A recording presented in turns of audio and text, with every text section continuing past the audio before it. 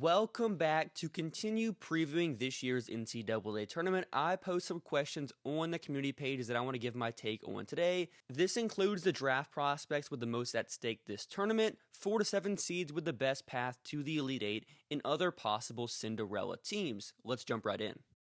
Starting with this first question, which is the title of this video, which 2025 WNBA draft prospect do you think has the most at stake in the NCAA tournament?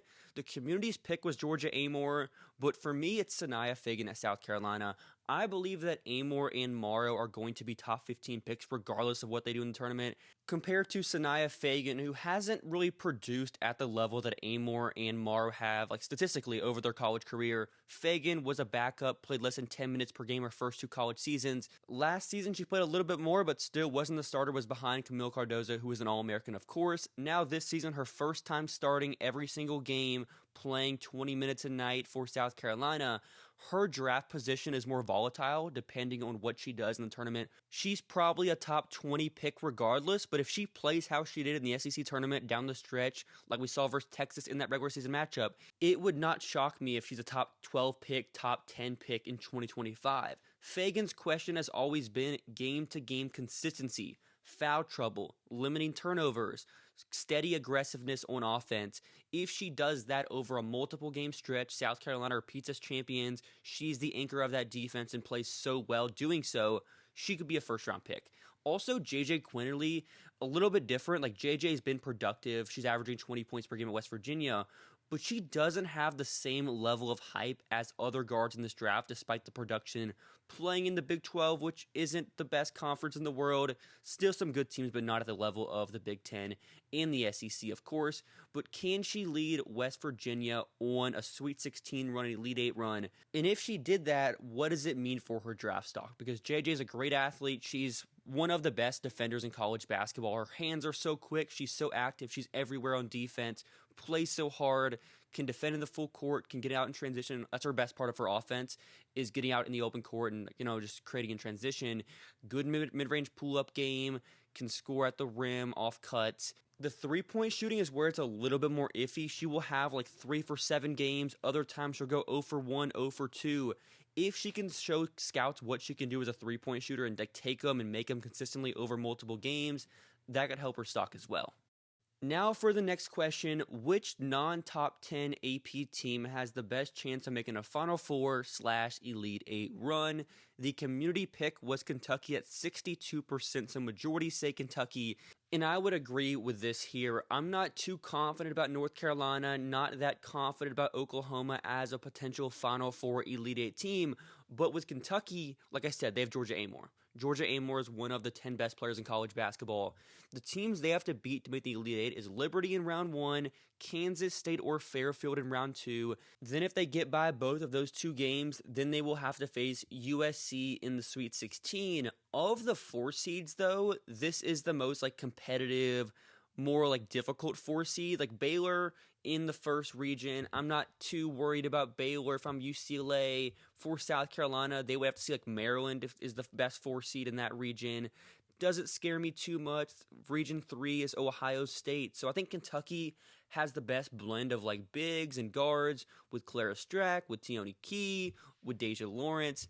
They have more of a combination of what I look for to go on a run. Obviously, I would still pick USC to win this game, but USC is also reliant on one player to be their heliocentric shot creator. It's the same for Kentucky. Both teams have the similar approach where down the stretch, it's always in Juju Watkins' hands, then everybody else stand out of the way. So if I am USC, this is not a game where you can just mess around and win it. You have to come out and play a full 4-quarter game to beat a team like Kentucky with what they have in the guard room and in their front court. For some other 4 to 7 seeds I like to make an Elite 8 run, probably only one team that would do so this year, but there have been teams in the past. Every other year since 2018, we have seen a 4 to 7 seed make the Elite 8. One made it in 2023, 2 made it in 2021, and then 1 made it in 2018. If it was to happen this year, one team I like, of course, is Kentucky.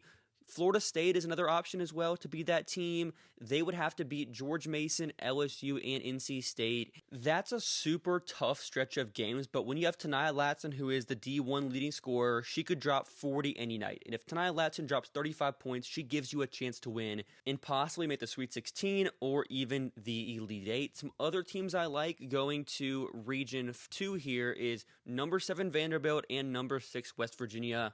Vandy has the similar Florida State-esque approach where it's 2 superstar players, 2 great scorers, with having like Michaela Blakes and Camille Pierre. That duo is what gives them a shot to beat Oregon, to get by Duke, then beat UNC and West Virginia to the Elite Eight.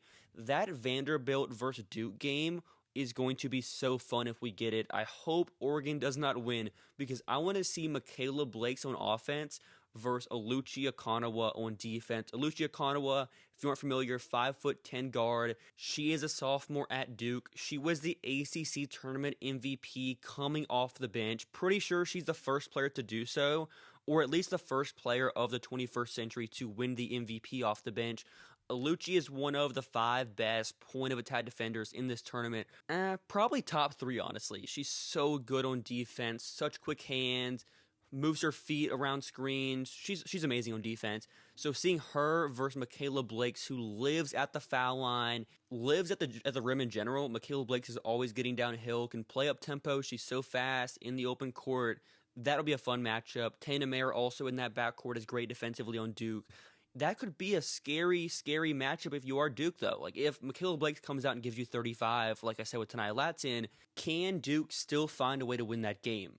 How Duke wants to play is they want to muck it up. They want to make her uncomfortable. They want to force her into tough spots, force her into jumpers versus getting her downhill, keep her away from the foul line. That's what Duke wants to do, but can they do it against a player as talented as Michaela Blake? She is a freshman, though, still. Doesn't have that tournament experience, so we'll see what happens there. West Virginia in this same region, they would have to beat Columbia, Washington, then North Carolina, then one of Duke, Vandy, or Oregon. If you saw my bracket predictions that I posted on Monday as I record this video, I had West Virginia going to the Elite Eight. That's the one team I like the most of this group just because they're so good defensively. They have a lot of depth. JJQ's great. Jordan Harrison's great. This Region 2 overall is probably the toughest one to find a second team from the Elite Eight, just because you can make a real case for one of the 4 teams with West Virginia, UNC, Duke, Vanderbilt, Oregon maybe if you want to say a 5th team. All of those teams have a shot at making the Elite Eight, which is a little bit different compared to the other regions in this bracket. With this next one, which top 10 team has the highest chance of not making it to the second weekend, basically upset in the first or second round? So of these 2 seeds, TCU, Duke, or NC State, the majority of people at 51% say TCU, but I also posed this question before the bracket was released, and I think it would probably change if I redid it now, considering the draw that NC State, Duke, and TCU have. So I would have the upset likelihood for TCU to lose in the first weekend at 1.5 out of 10, so they probably don't lose, though very low chance they get upset in the first 2 rounds, because they have to beat FDU in round 1, then one of Louisville or Nebraska. For Duke, I would have the highest chance of these 3 teams at 3 out of 10. They have to beat Lehigh, of course, in round 1, then Vanderbilt or Oregon. If TCU had to play Vanderbilt, I would have probably had it at like a 2 or a 2.5, but they do have Louisville or Nebraska, which is a better matchup for Sedona Prince and HVL. Then for NC State, I would have a 2.5 out of 10. They have Vermont, then Michigan State or Harvard. You could argue a 3 here just because of how NC State plays, where it's so much iso ball, isolation, 4 out, 1 in. They don't have a dominant big, to where like sometimes if Isaiah James is off, Sania Rivers' offense is non-existent, it can be tough for them to like play efficient half-court basketball. With this next one, what double-digit seed has the best chance to make the Sweet 16? 10 seed Nebraska, 10 Harvard, 11 Princeton or Iowa State, or 11 Murray State. I would agree here it's Harvard of these 4. I could really see Iowa State doing it, though. I would say it's either Harvard or Iowa State to me.